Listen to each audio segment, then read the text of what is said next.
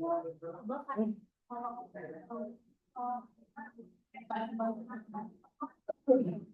juga jadi kuy. Waktu bangun rumah saya sih, angkat pasir, angkat apa? Istri saya juga.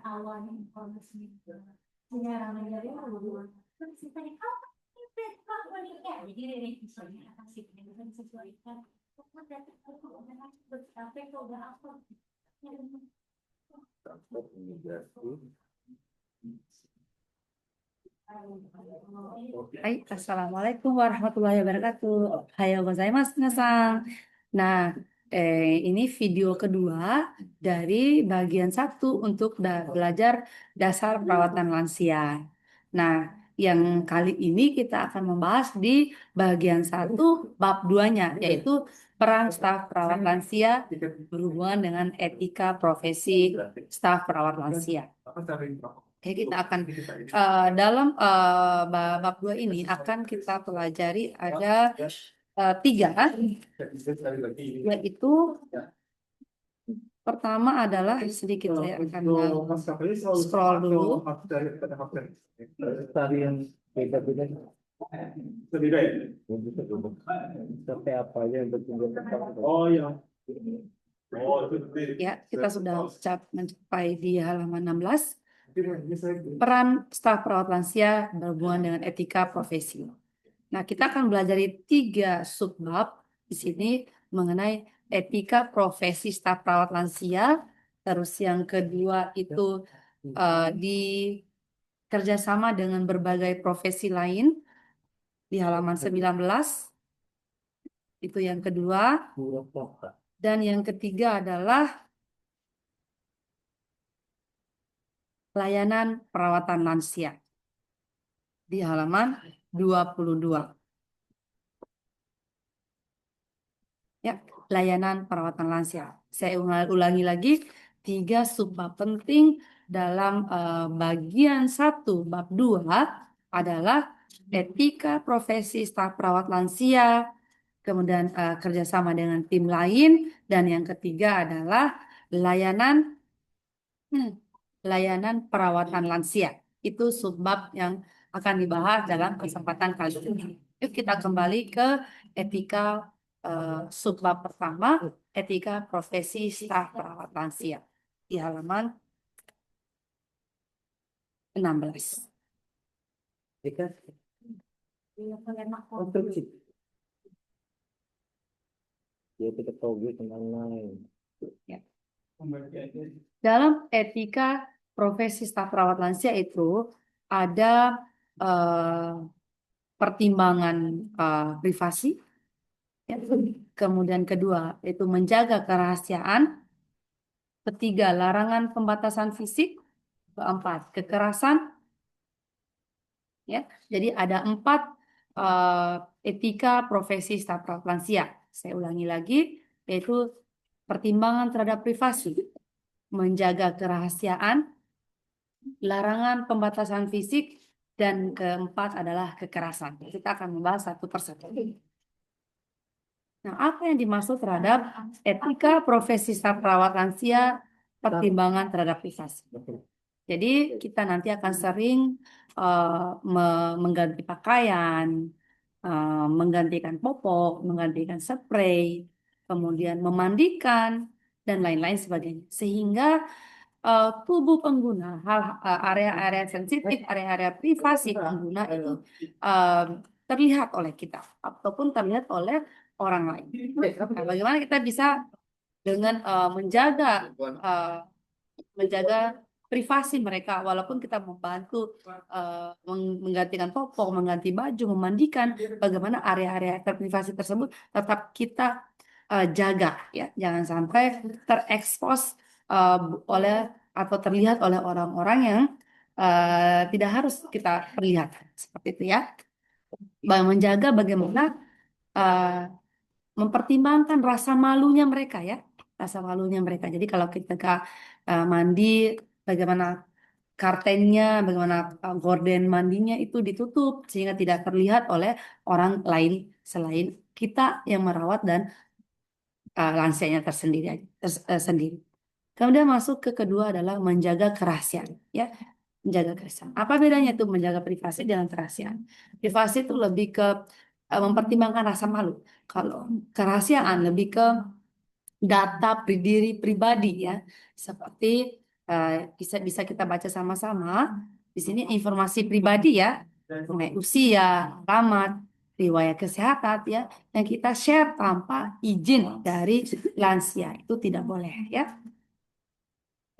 Ya, seperti banyak sekali terjadi banyak perawat-perawat saat ini yang tidak etis dalam penggunaan sosial media. Mereka mengupload, ya, di sosial media mereka informasi pengguna, muka, video, ya, eh, pengguna, ya. Jadi tidak boleh, ya. Staf perawat lansia tidak boleh mengirim informasi tentang pengguna di internet, media sosial, dan sejenisnya tanpa izin dari pengguna. Itu tolong hati-hati karena itu ada undang-undang IT-nya, yaitu undang-undang itu yang mengenai menjaga kerahasiaan, ya.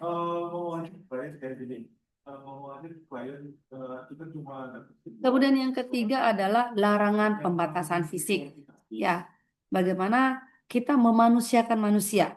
Jadi pada umumnya manusia itu beraktivitas, ya, jangan sampai karena dianggap tua, dianggap sudah lemah sehingga eh, malah kita melarang untuk pembatasan fisik karena alasan eh, menjaga apa namanya, menjaga supaya tidak terjatuh atau supaya tidak malah meribetkan perawatnya, ya, stafnya, ya. Jadi tidak seperti itu. Hai. Karena dampak negatif dari terjadinya pembatasan fisik adalah membuat kondisi lansianya semakin buruk, ya, demensianya semakin buruk, menurunkan kemampuan fisiknya, dan ya, ya, jadi yang harusnya bisa bergerak malah tidak bisa bergerak, yang harusnya bisa berdiri malah tidak bisa berdiri, gitu, ya. Jadi bagaimana seorang perawat lansia itu tetap menjaga kemampuan-kemampuan yang dimiliki pengguna, bahkan meningkatkannya, bukan malah menurunkannya. Nah, contoh tindakan-tindakan pembatasan fisik yang dimaksud adalah seperti yang ada di gambar, ya, dengan mengikat sehingga dia tidak bisa bergerak sama sekali, mengikat tubuhnya di tempat tidur. Kemudian tidak diikat tapi bed bed apa namanya, kalau bahasa Jepang itu saku bednya atau pagar dari pembatas tempat tidurnya itu dibuat seperti dalam gambar sehingga mereka susah untuk turun dan naik tempat tidur, dilarang untuk bergerak, ya. Kemudian ini lansianya tuh suka jalan-jalan kemana-mana sehingga atau beribut, ya, sehinggalah dikuncilah dia dalam kamar, ya. Jadi orang lansia itu jalan keluar ngomong ribut itu pasti ada alasannya. Kalau mereka tidak dijelaskan, tidak dikasih solusi, yaitu mereka akan tetap seperti itu, bukan dikunci solusinya, ya. Kemudian ketiga, eh, seperti anak bayi, ya, dikasih eh, dikasih sabuk pengaman, ya, sehingga mereka sulit untuk bangkit.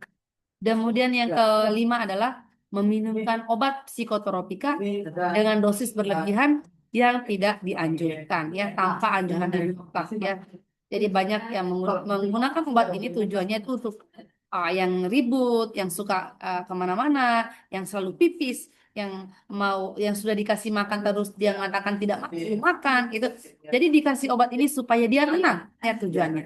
Jadi kalau penggunaan obat ini tidak sesuai dengan anjuran dokter, itu tidak dianjurkan, ya, bukan ranah seorang perawat, ya, seperti itu. Kemudian masuk kekerasan, ya, kekerasan juga tidak termasuk dalam etika profesi perawat lansia, ya. Nah, karena kekerasan merupakan tindakan yang melanggar hak asasi manusia, ya. Jadi itu tidak dianjurkan. Mau di jenis pekerjaan apapun, karena kekerasan itu adalah kekerasan itu tidak dianjurkan. Jadi kekerasan yang masuk yang masuk di sini adalah kekerasan fisik, ya, ya, dicubit, dijambak, dipukul, ya. Kemudian kekerasan psikis dengan mengatakan perkataan-perkataan yang mencederai kejiwaan pengguna, ya. Kemudian pengabaian perawatan lansia itu juga termasuk dalam kekerasan. di mana yang harusnya dikasih makan tapi telat dikasih makan atau bahkan tidak dikasih makan, yang harusnya bisa ke toilet tapi terpaksa dikasih udah di, di tempat tidur aja gitu ya. Itu termasuk dalam pengabaian perawatan. Kemudian selanjutnya adalah kekerasan ekonomi. Kita mengambil keuntungan ya atau mencuri ya eh, eh, uang atau barang-barang berharga dari lansia. Kemudian yang kelima adalah kekerasan seksual. Jadi ya kita pernah belajar mengenai etika yang sebelumnya, di mana kita harus memperhatikan privasi ya, di mana kita meletakkan meminta izin sebelum menyentuh tubuh pengguna itu harus juga ada etika-etika seperti itu. Itu pembahasan yang mengenai etika profesi staf perawat lansia ya. Jadi ada 4 ya. Saya rangkum lagi ada 4. Pertimbangan terhadap privasi, menjaga kerahasiaan, kemudian larangan pembatasan fisik, dan yang keempat yang di layar adalah kekerasan. Terus yang kedua kita akan masuk ke subbab kedua, yaitu kerjasama dengan berbagai profesi lain. Untuk teman-teman ketahui ya bahwa untuk menjadi seorang staf perawat lansia di Jepang itu kita tidak bekerja sendiri ya. Kita ada pendekatan tim. Ya, siapa aja yang termasuk dalam pendekatan tim dalam perawatan perawat lansia di Jepang itu adalah seperti di bawah ini. Jadi pembagian timnya itu ada 4, yaitu perawatan medis, kemudian yang membantu kehidupan dan perawatan lansia. Kemudian yang ketiga adalah rehabilitasi, ya, bagian rehabilitasi. Kemudian yang keempat adalah untuk makanan dan gizi lansianya. Oke, Oke, kita masuk ke perawatan medis. Perawatan medis ada seperti di rumah sakit pada umumnya, itu ada perawat medis, ada dokter gigi, walaupun dokter gigi ini tidak ada di situ setiap hari, tapi selama 1 bulan berapa kali gitu ya, mereka akan mengunjungi untuk mengecek kesehatan gigi dari lansia, ya. Kemudian selanjutnya adalah dokter. Jadi dokter itu sesuai dengan kebutuhan lansianya. Apakah perlu dokter jiwa, dokter penyakit dalam, atau dokter apa, dokter THT gitu ya. Tergantung dari kebutuhannya. Jadi secara berkala dokter ini akan mengunjungi lansianya di panti lansia ya, seperti itu. Atau lansianya sendiri yang menuju ke klinik atau layanan kesehatan yang berada di daerah setempat. Kemudian kedua, untuk bantuan kehidupan ya, bantuan kehidupan. Biasanya itu oleh staf perawat lansia ya yang bersertifikat ya. Di Jepang itu ada sertifikasi untuk seorang perawat lansia ya. Silakan dicari tahu aja sendiri apa aja itu.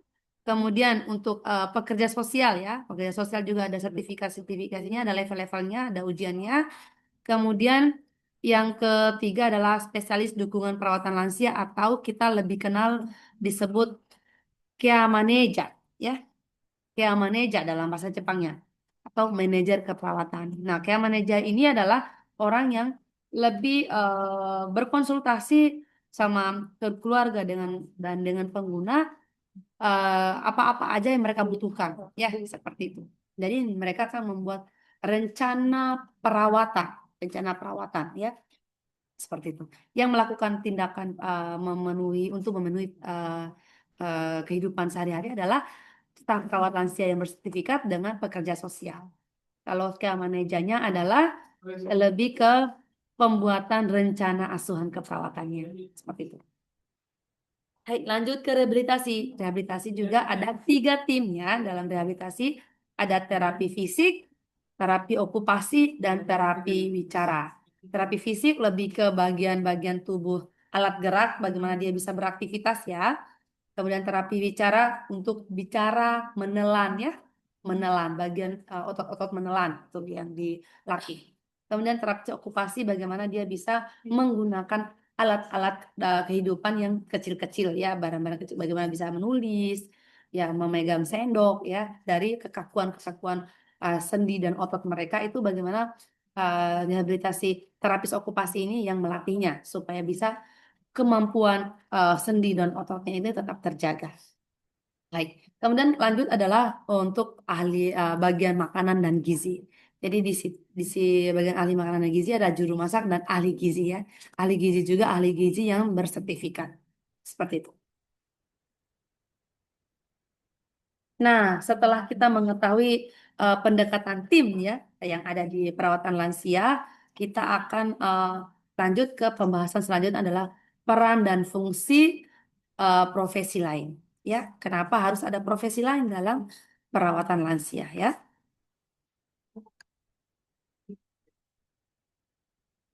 Ya, dokter ya, dokter dia ini melakukan diagnosis diagnosis penyakit dan pengobatannya apa? Dia mengasih resep ya dan dia menyarankan ya pengobatan-pengobatan seperti apa.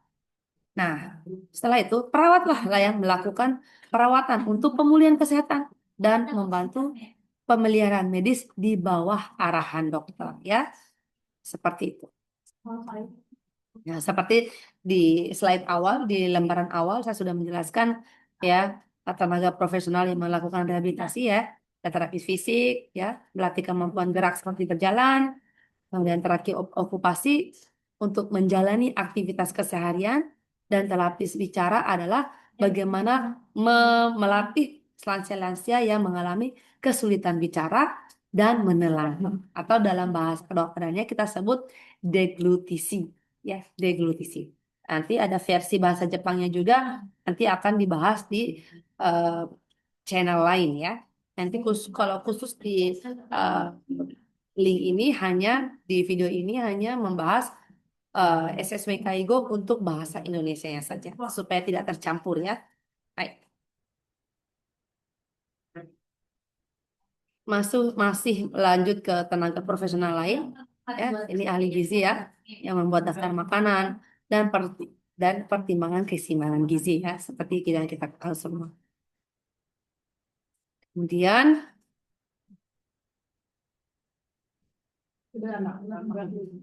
saya sudah jelaskan juga di lembar sebelumnya. Oke, kita akan masuk di layanan perawatan lansia. Jadi ada macam-macam juga layanan perawatan lansia. Jadi semua lansia itu berada di satu tempat, tidak seperti itu ya. Jadi sesuai juga dengan apa namanya dengan jenis perawatannya, level ada di perawatan lansia itu ada dibagi dalam 5 level kemampuan ya. 5 level kemampuan ada namanya nanti akan saya jelaskan lebih lanjut. Ini sekedar informasi di awal saja ya. Jadi lansia itu dibagi dalam 5 level. Ada Yosienchi, Yosieni, Yo ya ya itu tambah lagi Yosien ini untuk yang masih mandiri. Kemudian yang Yokaigo Ichi sampai Yokaigo Go. Yokaigo Ichi yang masih pemenuhan kebutuhannya itu sedikit. Yang Yokaigo Go adalah untuk pemenuhan kebutuhannya total. Ya, total semua dibantu.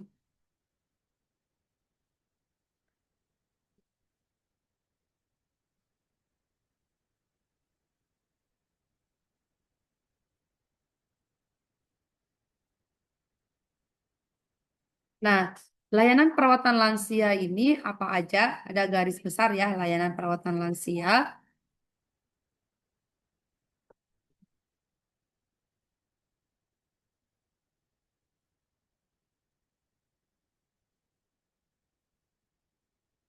Bentar, ada telepon masuk.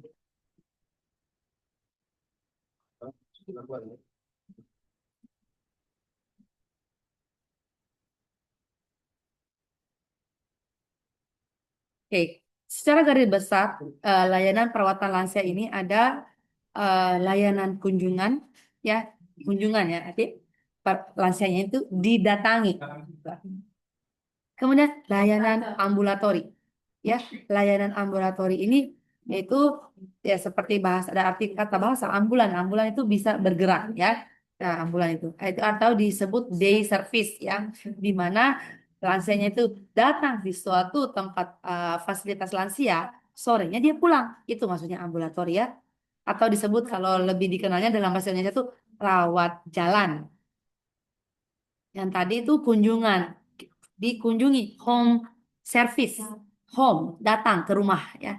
Kemudian ambulatori, lansianya ini yang datang ke fasilitas perawatan lansia, tapi sorenya pulang, nggak nginap.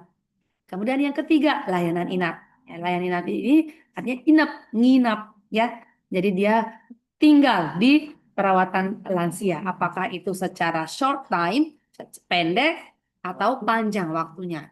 Ya, itu dibedakan lagi. Ya, seperti ini ya. Layanan kunjungan, home service, home health service, home, rumah ya. Dan didatangi ke rumah.